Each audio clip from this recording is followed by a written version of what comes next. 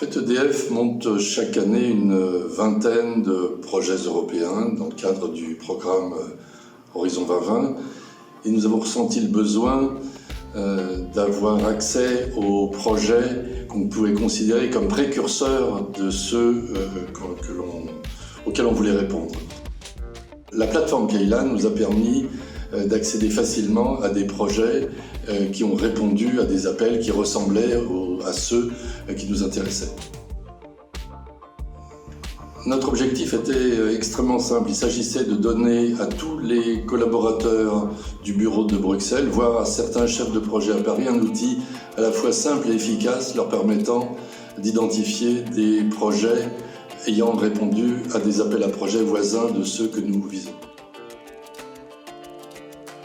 Alors jusqu'à présent, EDF utilisait, et en particulier la R&D d'EDF utilisait la base Cordis, soit sous la forme de la base de données, soit sous la forme d'une extraction Excel, et la consultation de ces données était extrêmement pénible.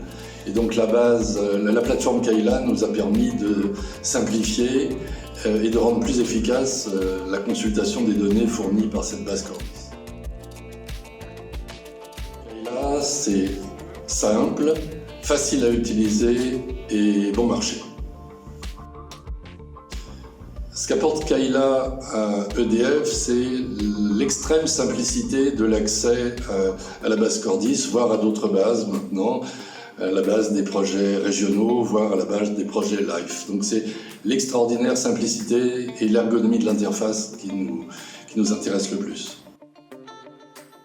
Alors cette plateforme nous intéresse beaucoup, elle intéresse beaucoup EDF, parce qu'elle nous permet des gains de productivité significatifs et l'accès à des personnes qui n'auraient pas le courage ou la ressource pour utiliser des bases très rébarbatives comme Cordis.